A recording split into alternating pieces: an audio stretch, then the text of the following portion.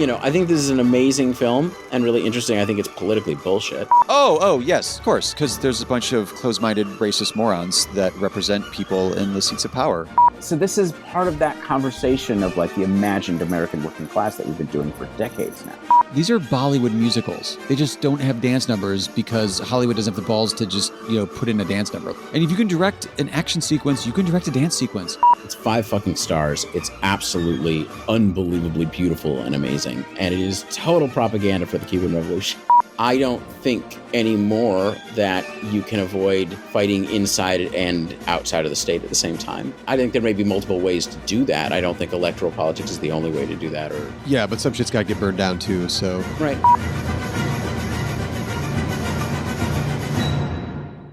Honestly, it kind of warms my heart that somebody out there was thinking that the Watermelon Woman was a threat to like white, hetero, cis Christian culture. I know we're saying that this isn't technically like a good movie, but a movie with surprisingly good elements and a really fucked up package. This ending, you have good characters that are entirely powerless against the unstoppable evil capitalists. Mm-hmm. Only after Avengers did Marvel movies start doing as well as Ghost. Right. Starring Patrick Swayze, Demi Moore, and some very phallic clay. Did the word pornography ever enter your mind when you were watching this film, Isaac? Nope. And I think it has the Politics of Cinema stamp of approval. If you want to use this as a first date movie, go for it. It seemed to have worked out for my folks. Fuck capitalism. Fuck all of this stuff. Welcome one, welcome all to the Politics of Cinema. On this show, we believe films are never neutral. There's a political as well as an artistic message captured in every film, in every country, and in every time period. We're on the lookout for all of it here. My name is Aaron Spears. And my name is Isaac Miller. And on this episode, we're continuing to do some classics that we've really needed to sort of just get off of our... Get them off the list. Get off the list. I was going to say get off our chest. I don't know why. No. So we're going to watch, we're going to talk about, we have watched, I assure you, we have watched Jean-Luc Godard's 1965 vision of the future, Alphaville. I like the idea that it's keeping in mind that it's a 1965 vision of the future, because we're watching it, decades and decades later. I find it kind of interesting to keep that in mind. Well, it's also like not a vision of future. It's like a vision of the present, which is true with most science fiction, both in the sense that it can't transcend its present, and also that, oftentimes it's a commentary on the present, but this is really a commentary on the present. Wait, I feel maybe I just had that in my head. Where did I hear that this is like set in the future? It is set in the future, okay. Technically. Did they say a year or anything? Yeah, no, it's just, I just mean in the sense that, it's a somewhat political film. Oh, yeah. So actually, I found it kind of funny looking up the movie. It's Alphaville, A Strange Adventure of Lemmy Caution. It's the full French title there. We get just Alphaville, which is fine. And we get Eddie Constantine playing the lead here, the trench coat wearing Lemmy Caution. Oh, the names.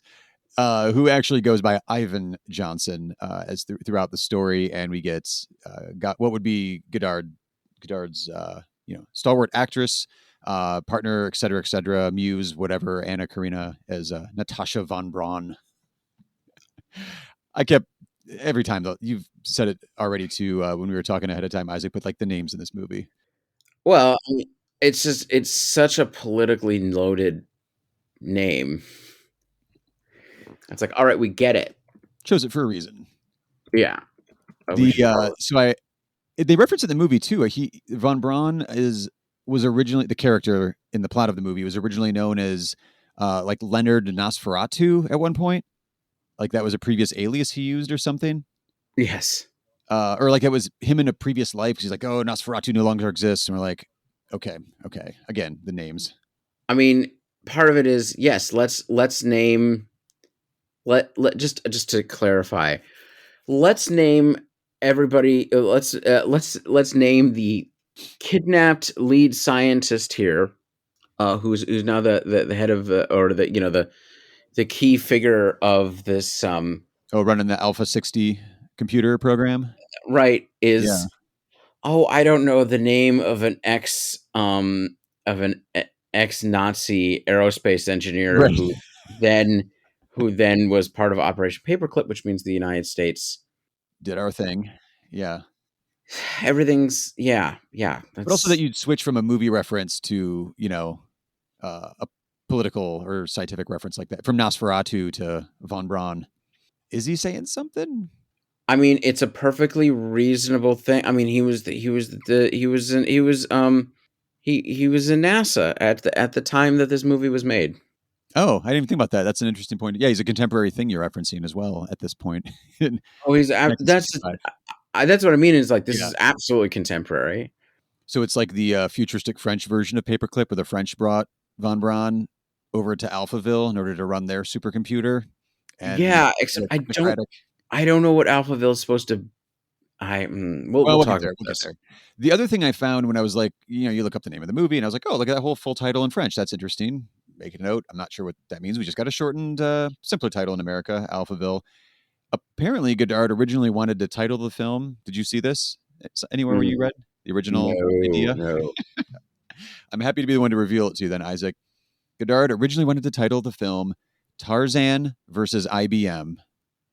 that would really have helped. You think? Yeah, that would have been. That would have. Oh wow. Well, there That we cracks it open go. for you? Yeah, I mean that would be some rare clarity. Frankly, that's it right there. We're good. Ugh. If only, probably, what we've got, nearly 60 years worth of people probably being confused the hell out of it. With a title like that, it was like, okay, we know what this is. Yeah, fair enough. So this is not the first time we've mentioned Godard, like we said in the last episode, with he passed away in 2022. We're kicking off 2023 with, look at Alphaville.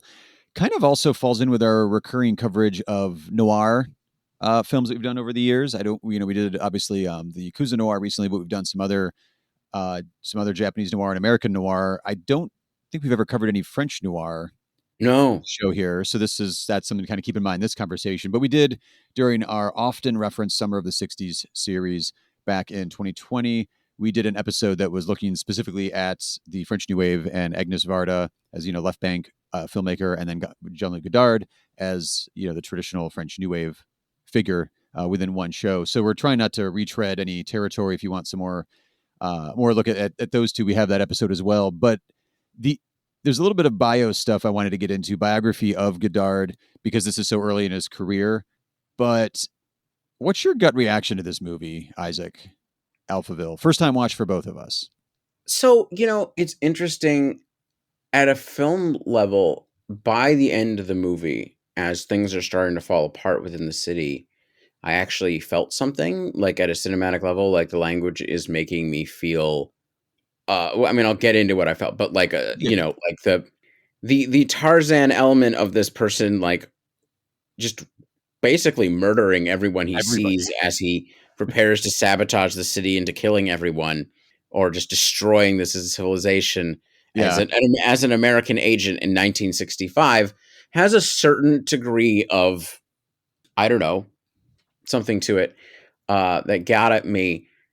I was pretty tired when I watched this movie. I'm just being open. I think if you listen to that previous episode, you know how I feel. I don't like Godard particularly, and I realize that might make me a Philistine. I know how important he is. I just feel like every time I watch one of his movies, he's smirking at me. And there's people I can tolerate that from, but he's not one of them. Right. How do you get into that rare space for you to smirk, but you're on board with it? Yeah, well, this thing is, when Varda is being artsy with me, I'm still like, I'm there with her. It's like, yes, you're being pretentious, but it's fine. How does she bring you along for the ride, though, and then Godard doesn't? Because I don't disagree with you on Godard, and I totally understand it when you're like, this is this. I'm like, yeah, it's there. I guess I'm more often on board with Godard as well. I feel like Godard feels detached from his material. Mm-hmm. Like, even though, he's making political films, and I think he's heartfelt in his politics, but something about it feels like an exercise to me. That's the word. And there are probably instances and directors where the doing an exercise wouldn't bother me that much either. But I'm just like, okay, is this what? All right, this is very brilliant, and I get it's brilliant, and that's fine. But I really just don't feel like putting in the effort to figure out what the fuck you're trying to do here, because I feel like I'm being played around with.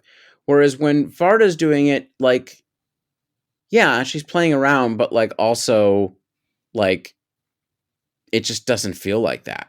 Her stuff, I guess, using that language, her stuff feels just more playful as I'm watching it as well. Yeah, Like, there's a little bit of a visceral like playfulness there, whereas like you said, Godard, it's more feels like an intellectual film exercise in deconstructing the film noir / dystopian government kind of yeah, stories. he's playing with genre, which there's nothing wrong to do, but it's Fine. like it feels almost clinical, which is probably not fair to him, and people who know more about him would say that's not what's happening here, but it feels that way compared to her, where it doesn't. There's a little more, yeah, there's a little more of that actual playfulness, including that sort of countercultural playfulness Mm-hmm. that I enjoy. And then, like, but she makes a lot of different kinds of movies. Obviously, he did too. And so if you watch Cleo, which is the one that we covered and probably her most famous movie, it speaks to me very deeply about life. Yeah. And so when she wants to play around and be arty, I give her a lot more room. And I know that sounds bad because it's like, well, that's a more conventional movie or whatever. It's like, no, it's not that it's more conventional. It's that I know that she fucking can put emotion into this Yeah, if there's a she heart wants to it. Like it's not Yeah. the detachment like you were saying you get with Godard. I know that she can put heart into her films and then also sort of like do an exercise if she wants to or what have you. And I have never gotten heart from one of his movies at all. And he doesn't have to. And if you like him, that's fine. But I'm just sort of like, go fuck yourself. Great headspace to be in when you hit play on a movie. I know. I'm not blaming you. That it's your reaction. It was a film I picked. I hadn't seen it either, and I wouldn't say I find heart like you use the same language you're talking about for Varda with some Godard stuff, but I kind of feel his passion for some of his movies, and I wasn't feeling it in this one for some reason. Although I did still enjoy it, but something like Weekend or trying to think of Weekend's a good example because also that one was one of the first like second or third of his I watched in film school. That one has like the playfulness and I'm totally on board with it. I like it, but it also just feels like he's taking you somewhere, not even like in a narrative ride sense, but like I'm doing something here and it feels like very vibrant and fun and interesting and really does grab me. Whereas this one, I mean, ideally it's a, neo-noir dystopian future kind of crime movie, I guess. Would you still call it a crime movie or No. like you're discovering It's a spy movie. spy movie? Yeah. But it doesn't to me like hit any of like the thrills of that genre. And I get that's maybe, he's playing with genre and all that sort of stuff, but it was more just like I was taking notes and I was doing it for the show and I enjoyed it quite a bit actually, but it wasn't like the way Harikari I'd mentioned, like that one seemed like this could be a cinematic homework. It's such a masterpiece. And you sit down and you're like, no, it is completely engaging on all levels, everything, and I didn't get that feeling off this one. No, because it's an exercise. Right. It's a fun one though. I'm definitely recommending the movie. I don't want to do our opening here and be like, oh, why even bother? But no, it definitely is. It's a funner one. And you don't, audience, please don't listen to me on this. I have my own issues here. We're talking them through. And yeah, we're talking through my issues. Thank you. And that's fine. But, it's perfectly worth watching. It is entertaining. There's some real ideas being worked out here. Kind of. Oh no, we're computer people. Yeah, the 60s are over and it all got smashed. Like I wish we were this regulated at this point. As we're recording, Brazilian right or Bolsonaro supporters at least are attempting to do their own January 6th against Lula in Brazil, the once and former the once and current president of left-wing president of Brazil. And do you think the technocratic dystopian computers of Alphaville would have let that kind of uprising happen, or they just murdered all these people? Yeah, they probably just would have murdered all these people. The entertainment part, I think, is Also interesting the way you just mentioned it there, because would you put this movie as a slow burn kind of narrative? Because the action scene and the finale of the film is pretty impactful and pretty thrilling, I thought. It is actually impactful and thrilling, but part of what's impactful and thrilling about it is its lack of thrills, because it's not exactly dynamic in a conventional sense. Right. It holds the aesthetic it's been doing the whole movie, which we'll mention here shortly. But it is like, it does, like, at the same time, it's thrilling. Well, I think that was sort of what I was getting at the earlier. Well, let's jump in. All right. Should we do? Well, let me do a couple things with Godard as a person, like as he went into making this movie, like his, we know him as Godard now, but one of the things I wanted to highlight here is there was something I discovered in looking up specifically his biography when he started off as a filmmaker and got up to Alphaville here that I didn't know before.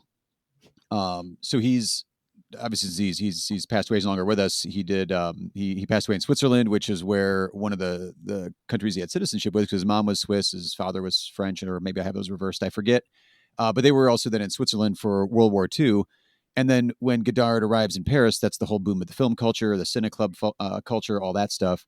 And you have the flood of Hollywood movies coming in, which is where we get the whole French New Wave idea from. But within that, when Cahiers du Cinema started up and Godard started writing for them, I found this story in his bio about how he stole money out of their safe, like the magazine, the offices that had a safe there. He stole money out of that, ended up going to jail because, like, hey, you stole money from here.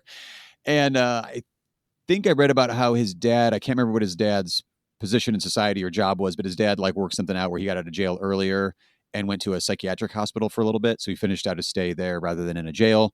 And then he goes back to Switzerland, living with his mom, and she gets him a job doing manual labor at this like dam construction or building a dam, which is not a picture I had of Godard at all before looking into this area of his bio. And he gets the idea, ever the filmmaker or soon to be filmmaker, I guess. Hey, what if I made a movie about the building of this dam? So he puts away a lot of money from his paychecks. He makes a documentary about the building of the dam, and then he turns around and he sells it to the company that's building the dam. And he gets that check for making this, ad, basically, they're going to use for sales or whatever. And he's like, sweet, I got enough money. Fuck this job. I'm going to go make a movie with this money. So he goes off and makes his second, technically, short film with some friends. But really, from what I've read, his first short film is a documentary about a dam being built. Love it. Love it.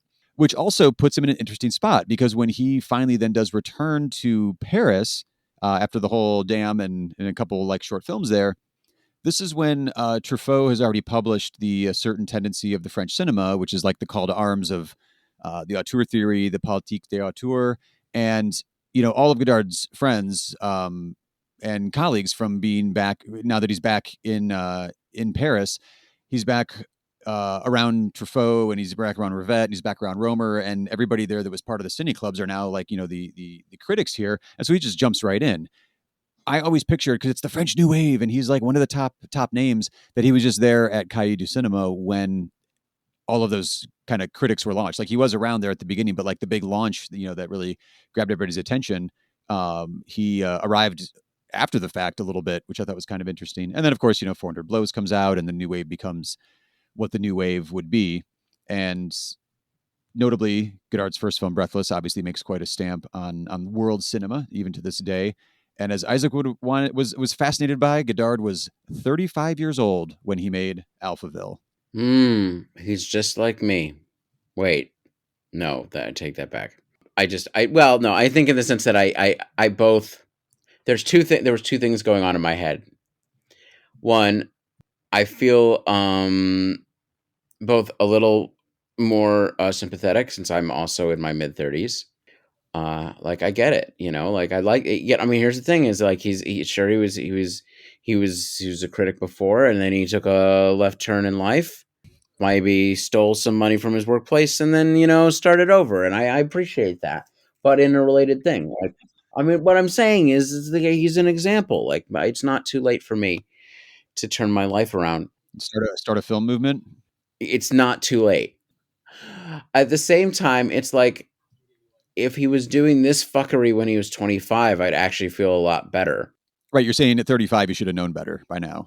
The exercise element of it, yes, frankly. Let's say The, that's the young person's area or young I artist mean, era. I don't know. I'm not saying 35 isn't like young enough, Right. but it is sort of like, where are these young guns blowing things up? I'm like, I don't know. You're like seasoned enough.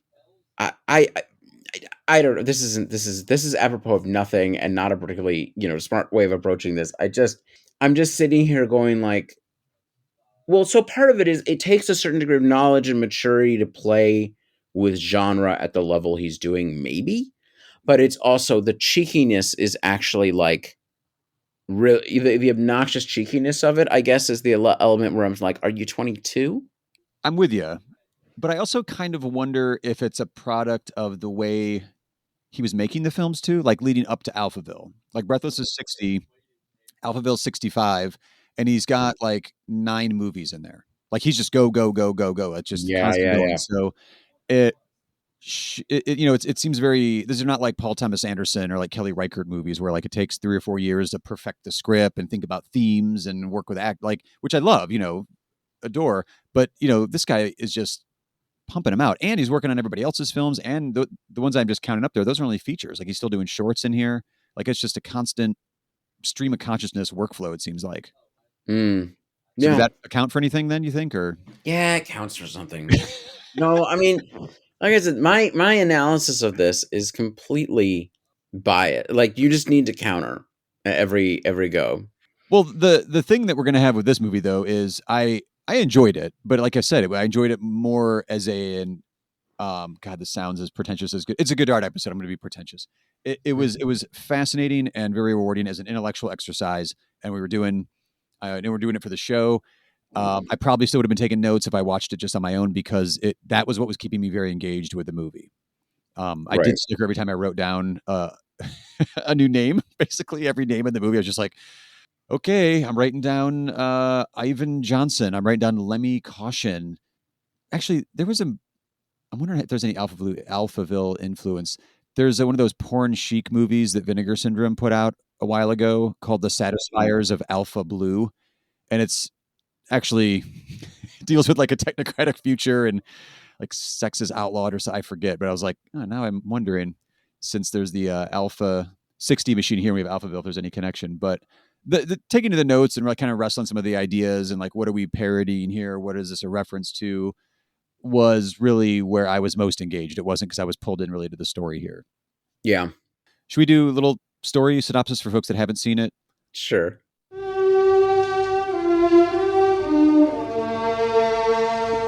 Lemmy Caution, a secret agent from the Outlands, arrives in Alphaville on a special mission to kill the dangerous scientist Professor von Braun, wink, and destroy his creation, an all-seeing, all-controlling computer named Alpha 60. Passing himself off as a journalist named Ivan Johnson, all right, I admit it, that is funny. Caution finds himself in a severely totalitarian world where all thoughts are closely monitored and any show of emotion is a capital offense. He gains the confidence of the professor's attractive daughter, Natasha, with whose help he succeeds in gaining admission to Alpha 60's inner sanctum. It is here that the secret agent learns the terrible truth about von Braun. Dun, dun, dun. The professor is convinced that all the outside worlds are a threat to Alphaville and must be destroyed. And then we get the climactic shootout where, like you said, he just Caution just shoots everybody. He just shoots everyone, and it just feels like this is like kind of a society that feels almost defenseless, despite the fact that they murder everybody all the time in swimming pools. Which I gotta admit, that was pretty good. It's pretty good. Oh no. So describe the what they do with people who feel emotions. Whoa, wait, we'll get there because we're just doing the ending here. Okay. As the computer then is shut down, basically, it's destroyed. You just see like basically early, like pre-George Romero, Night of the Living Dead, people just like walking into walls and kind of like half slumped over. Nobody can operate. But there's not any story that I remember with this of like nobody's implanted with anything from the computer. Or did I miss that? I might have missed It's it just too. general like, oh, the computer is done. It's now society is malfunctioning and falling apart. So he grabs what was her name, Natasha, and they they make a run for it out to the outer lands in a car. And he insists that she doesn't look back, I feel like, right there at the very end. And then the final line is her saying, "Je vous aime." It's my terrible French. I love you. And the cold person who wasn't actually raised, but seemed like she was raised in Alphaville, has found human emotion. And then your heart just melts, right, Isaac? My heart does melt, and of course, I actually appreciate him mocking all of this. You thought there was a mocking tone at the end? No. I mean, look, I gotta admit, I appreciate what he's satirizing. I appreciate him, going after sort of heroic tropes. Mm-hmm. I appreciate that. Yeah, like Let Me Caution is just going through, and like the climactic thing here is just going through and just shooting people who like seem like they basically can't defend themselves at all. No, none of them. I Yeah. mean, they're all, using weapons to control the whole city, I guess, and all of society, but they don't have a weapon themselves to like personally fight back in the moment. And the few who do, because he's the heroic American good guy, cannot possibly shoot back effectively. So True. But most of them he just nails Just them. lays waste. Yeah, yeah. And just Sort like of John Wick's it there and takes everybody out. So, being that his name is Lemmy Caution, that's his secret agent name. Worth noting, this is a character that the actor playing him here, Eddie Constantine, has played in some previous films, none of which I've seen. So Godard is now also then playing with this role that Constantine has already played previously. Having not seen the other ones, I can't tell, like, is this the type of performance he gives in all the other films or not? But this is the performance he gives in this movie. It's the trench coat, constantly smoking secret agent, but really he's acting as a reporter, which I think is crucial to the narrative. But I'll mention that in a minute. But you put the traditional tough guy, cigarette smoking, cold protagonist, who doesn't have a heart because he's like the cold, gumshoe secret agent detective, whatever. But now he's the only one with a heart, like it has emotions here. And Yeah. not really. I mean, but he represents that because he's the human in here who isn't controlled by Alpha 60. and he's the American hero. Right. So part of it is this is where it plays into the classic thing. So in your classic, let's say, romantic comedy, right? It's the man who has emotion and it's the woman who's frigid, and he has to warm up Natasha von Braun. So that's where it actually plays into the class, into sort of a more classic thing, right? Right. Narratively, I think it's worth noting just on his character that going undercover as a reporter really makes sense to me more in hindsight, looking at the plot and how the whole story is structured, the reveal to it, because it does and it doesn't take its time to really orient the viewer into the world of Alphaville. Like there's some narration to it and how the whole thing works, it does that through dialogue and a voiceover narration by Alpha 60, the supercomputer, it turns out. But using the reporter like archetype, I guess, he's just kind of going through and experiencing and observing a lot of society. He's just like taking pictures along the way. So he's not necessarily even really engaging with the society outside of Natasha. He's more kind of working his way in to document things. And that allows us as the viewer to see like how some of this is run behind the scenes in this technotopia, whatever we want to call it. But then you get that burst at the end when he switches over and now he's secret agent. He's got the gun actually. And we have our climactic scene. So I think that's one of the other reasons too, why it came very much alive to me. Like all of a sudden this like slow burn, climactic feeling at the climax that I wasn't feeling that excited throughout the whole movie. But you do have this great climax because it's more of a reporter type character just introducing us to the whole thing. So we know what the world is like. Yeah. I think that works. But that said, we don't really get too much on the visual side, which is worth mentioning as well, where there's no futuristic sets or cars or gadgets or anything. Godard's using only stuff that was contemporarily available and shot it around Paris in black and white specifically too, mostly at night, mostly when it's wet as well, to give it this otherworldly kind of look with lots of deep black, like wet street surfaces and lots of glass in buildings and just like whites and fluorescent lights and a lot of harsh lines, just generic, what do you call it? Like not cubicle, but the office buildings are all I don't know, they're just all boxes and white and clean. It's an interesting visual that does seem otherworldly, even though it's clearly just like, this is Paris in 1964. So this is, I mean, I think this is a good point because he's not. I don't think he's trying to fool. Well, I mean, he's obviously not trying to fool anybody. That is almost part of the joke, right? Is that This is just Paris. this is just Paris? Yeah. Oh God, there's so many layers. Like I kept thinking about where is this analogously, like where is Alphaville, right? Yes. I do remember With saying this that. American hero saving it, and it's like, is it Paris? I kind of thought for a while there. I kind of thought it was the Soviet Union, which is sort of surprising. Well, I mean, they say it in the. We know that, guys, it's Alphaville in the movie, but like we know visually looking at the movie, you're like, well, this is Paris. Yeah, we know it's Paris. Right. Um, But yeah, like you're saying, is it potentially also just a stand-in? right, which is Metaphor. not. That wouldn't have been the choice that I would have expected from him, though. I don't know what his politics were at this point. I mean, I know he sort of gets all Maoisty when everybody gets Maoisty, but I mean, who didn't, right? Everybody wants to be an urban guerrilla. Awkward. Anyway, it's no. I think that stuff works because yes, it's drawing out the commentary in a sense of the real world, deadness of all this, right? Right. And I think that actually works for me. I mean, that's the thing is like when I kvetch about him, it's that I know that this is well done and that Right. he's actually good at what he's doing, and I am impressed with the filmmaking. I just want to trip him or like throw a banana peel in his way, but he's dead and he was very old when he died, and that wouldn't be totally inappropriate.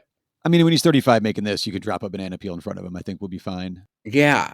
Yeah, I didn't find exactly when in his well, I read it a while ago, or a biography of him.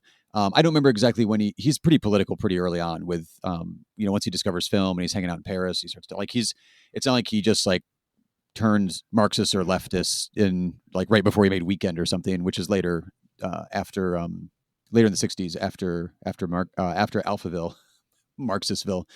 So I mean, he's a self-described Marxist, leftist filmmaker. Yeah.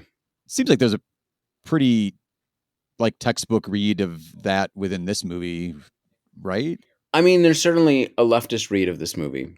I don't know if it's particularly Marxist in its analysis. Alienation and like, I don't know. Yeah, but when Marxists say alienation, they don't actually mean that alienation. It's not like it has to do with like literally the means of production. I mean, it could. Alienation is hard. I defer to you for this one. So, I mean, I guess I don't know. I don't think. All right, yes, you could probably figure a read on this that would fit within a Marxist theory of alienation. I don't really think so. To me, it strikes me more. I mean, I think you could, but I don't think it has to be at all. okay. Basically, or maybe you could. I don't know. But basically, the sense of alienation here, the sense of a society, that's dead inside and machine-like and so on, is a particular version of, a particular commentary about a moment in the 60s, right? I mean, Yeah. at the point of capital accumulation we're at, this is not the, hyper-flexible capitalism of the supposedly hyper-flexible capitalism of the neoliberal era. This is the big manager-run corporate capitalism. Or Alpha 60 in this case. Right. Now, that's the image of it, right? Right. IBM man and so forth. And this isn't a movie necessarily about capitalists per se. This is a movie about the state. But of course, the managed technocratic state parallels that as well. Yeah. The birth of the welfare state, the post-war welfare state. And yeah, I mean, the thought control element is like pretty standard stuff in science fiction. The reason I thought early on there might be some Soviet Union parallels is him as a agent going to a authoritarian state with thought police elements to it. Yeah. But the reality is like, but I don't think that's actually what's going on here. I think it's maybe a broader thing. I was thinking very literally about this movie as direct allegory. Okay. And that I don't think that's true. I know, like when you look up Godard, or looking at my notes about him in one of my film journals, that it's usually like top themes of his are usually like, man's alienation, consumerism to a certain extent. What does he have? Kind of like that, kind of an upper class or malaise, I guess. I'm not thinking of the right words now. I should have taken them actually from my journal. Commodification of daily life, like the usual kind of critiques that are in a lot of his films. I'm just thinking about Weekend now. I guess I have that one on the brain. And that, I mean, do we get like a version of a hint of what consumerism is like in Alphaville? It's really more just like a focus on how it's like run as a bureaucracy. Yeah, I mean, those are the themes that are there. Yeah. I mean, that it's just it's sort of the bureaucratized, thought-controlled society, and I've always found those to be the least interesting anti-capitalist themes. Right, so that's not working for you either in this one. Well, that's part of it is, and this is the Marxist element of it, is it's, the emphasis of classic Marxism, which of course there are problems with this, right? You need to actually analyze down the entirety of the circuit of capital, but I'm not going to get into Marxist theory that deeply, but is, the emphasis of Marx in volume 1, not all 3 volumes, is the point of production. Okay. So traditionally with Marxists, to a point of it actually being a problem, they focus on the realm of production and the realm of exploitation of labor, which is what is sort of disappeared in classic political economy. We're all free, equal citizens, and we're all free, equal, consumers, basically, in the market. All of us have the same money, which is actually literally not true. Not everybody has the same money. Money is classed, right? Mm-hmm. In a certain sense. I mean, hierarchized, and always has been. So the focus on the realm of circulation and the is that how you say that? Anyway, the sort of the malaise of that, as opposed to the realm of exploitation in work itself, is both perfectly fine, but is always, to me, you can have lots and lots of great critiques of consumerism, and I'm actually all for them. And there's movies that I love their critiques of consumerism and that world, but it also sort of like, I'm always thrilled when it's actually about labor, when it's about exploitation. So if that makes sense. So I that as an approach, that sort of alienation has never interested me as much. And this is a different alienation, but it's playing in the same way, right? And like I pointed out, like this is, the corporation is structured this way, which you could say is more to the realm of exploitation internally within the corporation. The state is structured this way. We've become soulless automatons to science, in which we don't even understand the meaning of the equations that dominate us.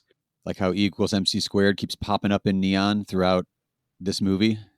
One of the reviews I read, was pointing out the, we assume 1 + 1 is 2, but we don't even know the meaning of addition, or like plus, I think it is, which is like, I like that point, right? Like we don't even, in fact, as somebody who's studying in the humanities in a PhD, I like that a lot, because it's basically part of it is that in a world in which the quantitative is emphasized, but what is the meaning of the categories that you're using is something which actually is oftentimes looked at, and should be, but like is oftentimes also dodged, is actually a really strong point, frankly. Mm-hmm. So, all right. I'm giving him more props as we go along. God damn it.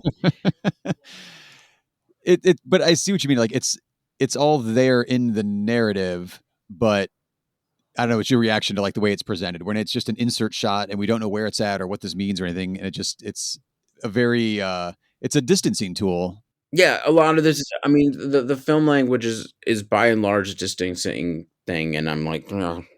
Which can work. Like I adore the work of Greg Araki, especially like his early film work with Living End or Totally Fucked Up. And he's doing like Godard type stuff in those movies. But again, going back to that, it's another thing that's abstract that I can't quite quantify for you. Like I feel the heart in that, and I feel like the fun and the playfulness to there, like you were saying with Varda.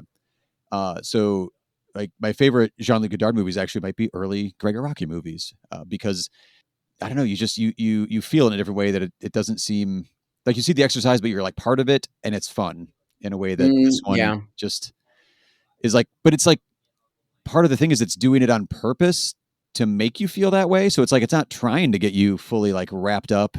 I don't feel like in the thrills of this genre that he's playing around with in Alphaville. So Yeah. you're like, no, you're not supposed to be that. We're like, were you ever worried that Lemmy or Lemmy, aka Ivan, was going to escape with Natasha, or did you really care? Like, what ending were you thinking was going to happen? Like 30 minutes into this movie. Oh, I wasn't sure. Honestly, that could have gone either way. There was a certain degree of thrills that way because like I really did not Where is this know going? Yeah. where is this going. I mean, this could end totally dystopian. I did not. Fuck, I'm liking this movie more and more. I hate this. So Films are social. You have to talk about them to really understand them. You have to interact with others. It's not just in your head, but also, god damn it. Anyway, keep going. But no, I didn't expect for him to go for a satire of the American hero busting in and saving the day, or the spy, the James Bond spy, whatever. Right. So as you mentioned before, in this technocratic totalitarian state that's happened in Alphaville, as he goes through as a journalist, he's taking pictures here and there, little things that he finds to be interesting. At one point through Natasha, he gets in, I think it's with Professor von Braun, and sees the state of Alphaville execute a whole bunch of people, I don't know if they're called dissidents, but for, infractions of the rules of Alphaville.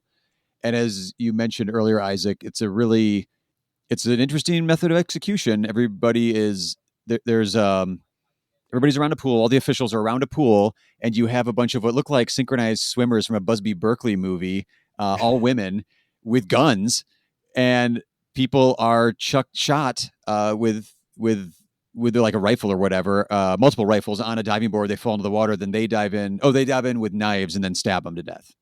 Which sounds way more thrilling than any of the visuals actually in the movie. But it's intentionally not thrilling, right? It's because it's intentionally supposed to be like this sort of anodyne thing, right? Like, and I like that more and more, and it makes me so angry. But he keeps it from being like a exploitation movie, shot in the Philippines kind of 70s movie. It isn't that, and it's not even all that violent the way it's presented. It's so cold, and you're like, no, this is insanely violent. Right. This is a wild way to exercise capital punishment, but it doesn't feel like that as you're watching. It's just very cold and like, this is what we're doing. It's Wednesday. Yeah. So I guess the corollary to sort of the managerial expertise, the sort of 60s critique, the world of the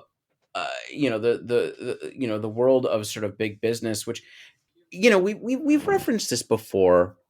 Honestly, I think the last time it's been a while since we sort of talked about this theme within the 60s and late 50s of sort of like the big corporation, and this is like sort of not the big corporation but the big state.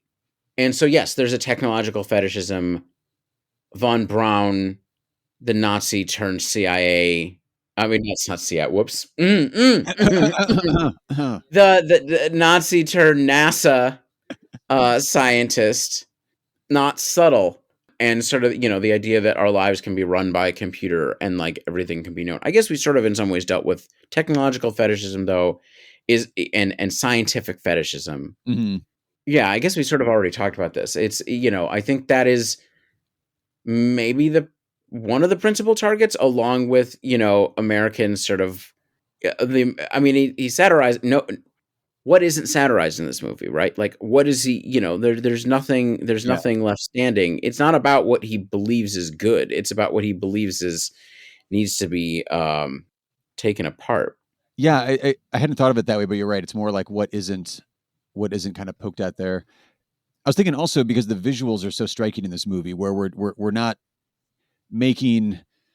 Let's think about what other dystopian set science fiction films are worldwide from the 60s, but like any movies set in the future usually have an emphasis on like the gadgetry, or I guess sort of a fetishization of the tech with the camera to like show off, like here's how everything works or whatever.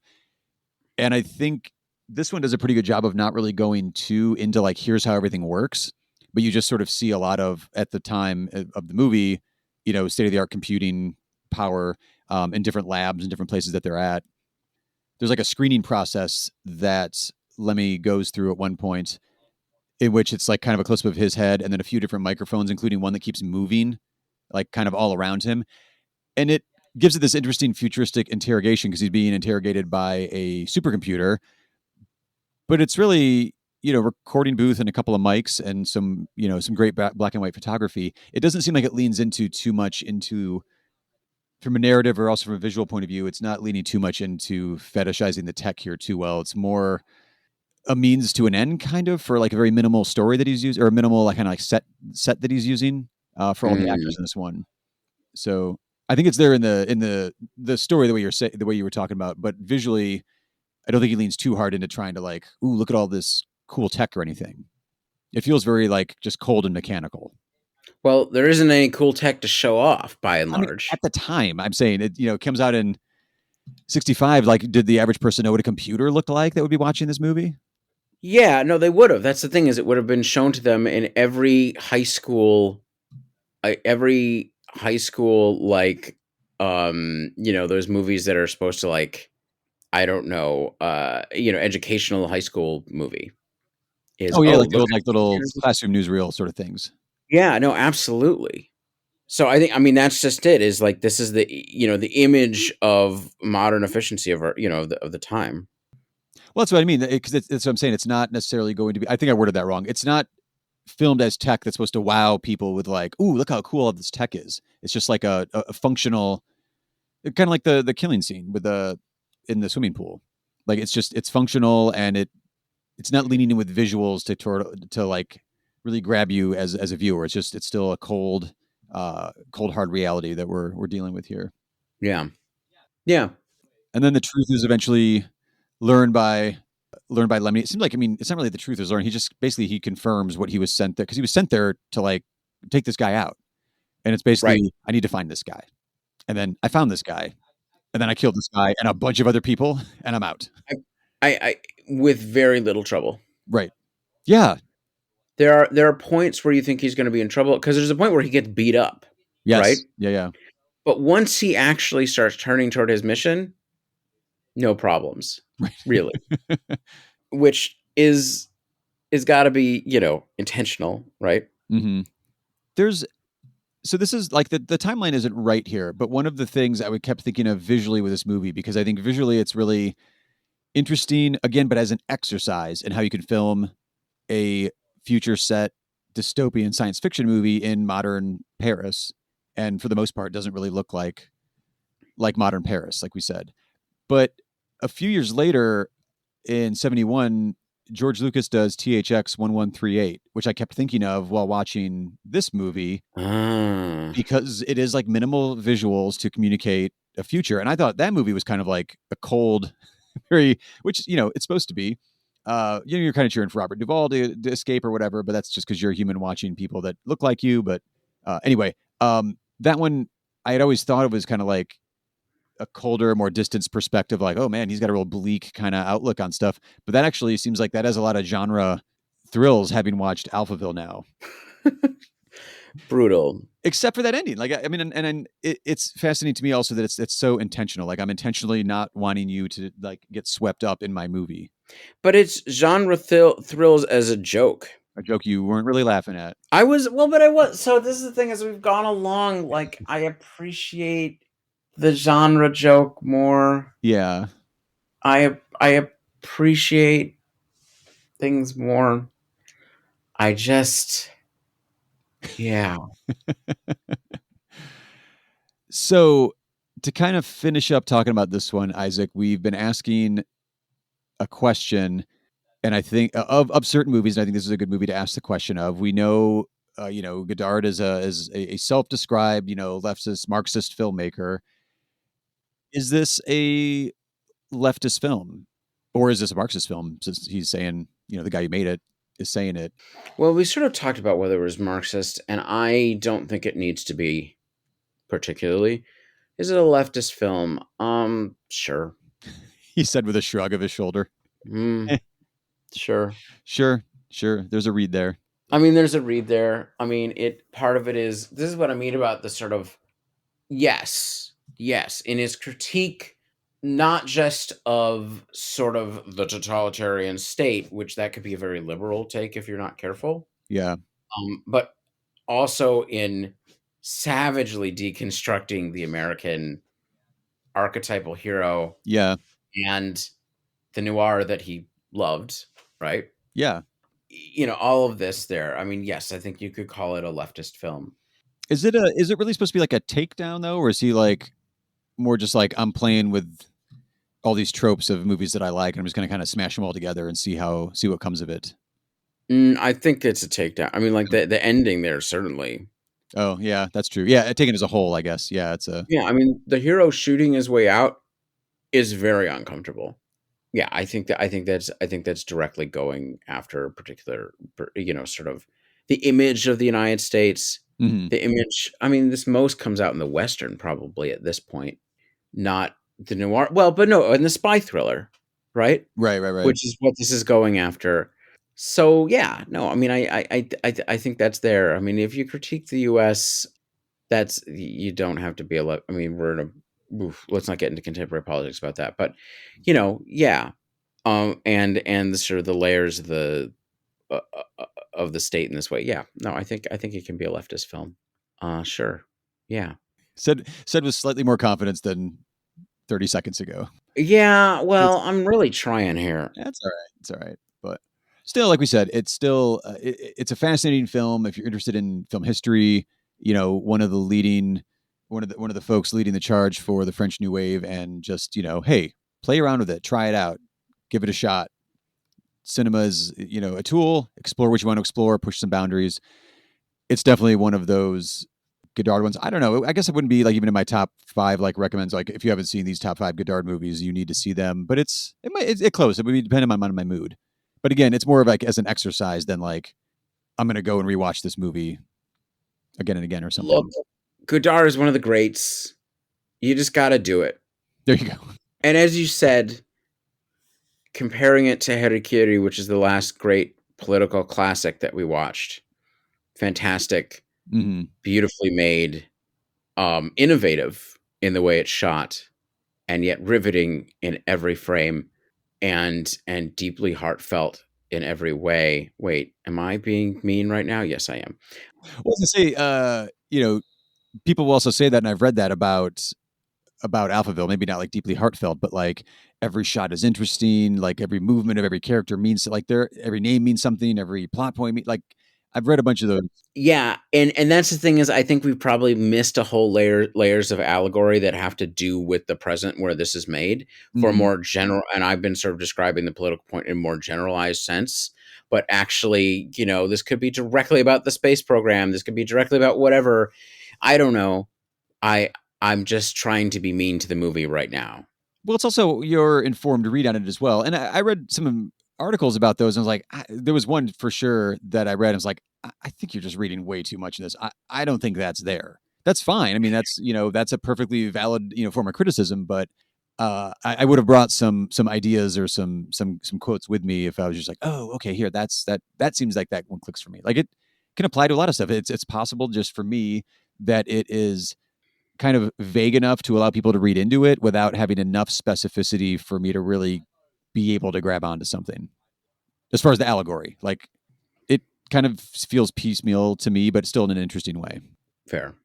Well, we finally have tackled Godard on a full episode of the show. Apparently it will be our last one because that was my one coin I could play with for Isaac to sit down and watch a Godard one. We will watch another Godard. If you want to watch another Godard, we will watch another Godard. I would never want to just, my prejudices to get in the way of us covering the politics of cinema. It's fine. There's so much other stuff out there as well that we shall see. But yes. On that note, what do we got up next, Isaac? So yeah, we're going to be beginning our coverage for Black History Month, actually, which we do every year, with a movie I'm super excited for because it was directed by Ivan Dixon, who is a podcast favorite. Absolutely. So we will be starting with The Spook Who Sat by the Door from 1973. Should we mention at all why he's a podcast favorite? I mean, he's fantastic. But no, I mean, I think for us, it started with Nothing But a Man. Indeed. You're going back to the 60s episodes again. Going back to this, God, we did, I think, some great episodes before the 60s series, and you should listen to them. And there's some stuff I'm really proud of there, but that really kind of put us in a whole different place. Well, it was also ended up just being like our peak, like initial COVID pandemic project, because we were doing nothing else, and we were somehow able to watch 5 movies each a week and record weekly and put out episodes weekly, which 7 movies? I don't know. It was more. Yeah, no, it was pretty wild. But Nothing But a Man, of all the stuff we were watching through the 60s, was like one of the top finds. I think, yeah, it's maybe one of the most enduring. And that episode, I mean, that with Nothing But a Man and the Pawnbroker is still one of my favorite in terms of just the double. Yeah. And Ivan Dixon was the star of Nothing But a Man. And in this case, we're looking at a production. He produced it and directed it for the Spook Who Sat by the Door. Yeah. So this is his whole thing. It's his vision. Yeah. I mean, the other reason he's a podcast favorite is Car Wash. Oh, and Car Wash too. That's right. Yeah. Right. In which he's sort of the grizzled veteran of it, and he's just Awesome. fantastic. Yeah. He's just awesome. But I've seen what is it? His other directed movie. Like the Trouble Man, or what is the Trouble Man? Yeah, which is very good. I actually need to see it again, but I'm really looking forward to this one. It's also billed as a I don't know. It seemed like I keep again sticking with like satire. I've only heard it mentioned as more of like a kind of a satire action movie from the 70s, early 70s.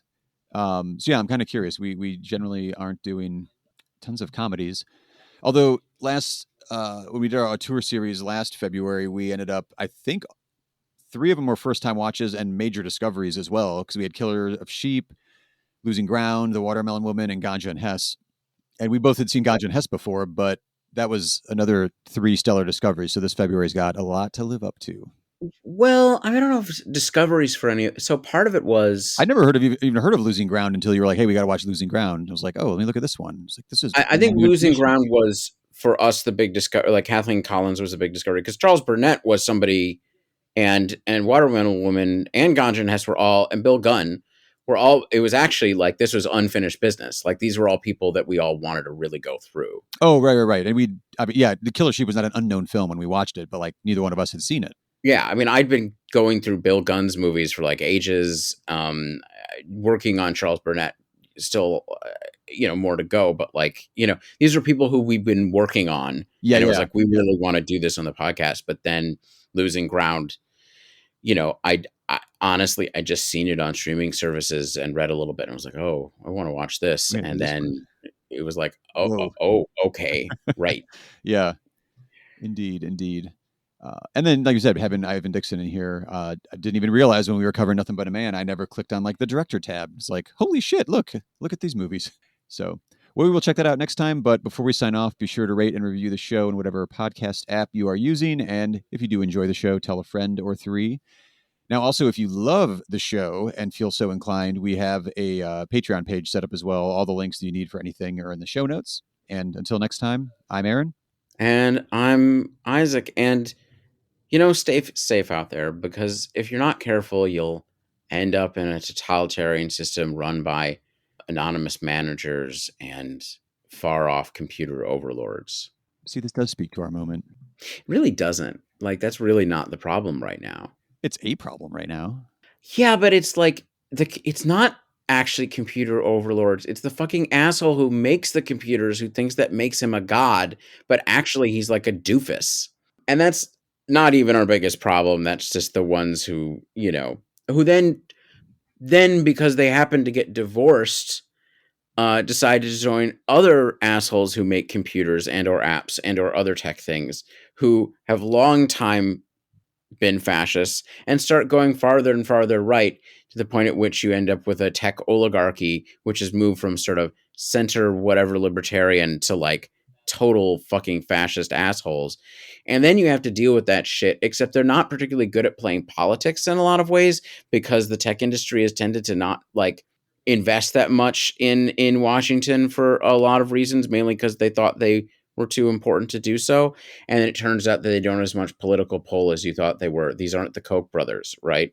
Like, who spent decades slowly building up an impossible to defeat network. Not impossible to defeat, very defeatable, but it's nonetheless, massive network. No, the asshole just buys fucking Twitter and then tanks his own fortune. We're not exactly dealing. That's what I mean is like, this isn't the oil industry who are going to literally destroy the world, right? Like, that's what I mean is I'm much less worried about our tech overlords because they're goddamn goofuses who think they're geniuses, as opposed to like, yeah, actually, no. You know who the gray suit like machines are, like the great it's still the fucking oil companies, and they're still going to have destroyed the world. They'll have pulled it off and have made loads of money off of it. So you know what? No, don't worry about the computers taking over your lives. Worry about the old industrial whatever that won't go the hell away, who still has way more money than is possible and can handicap anything that can prevent this world from turning into a giant fireball.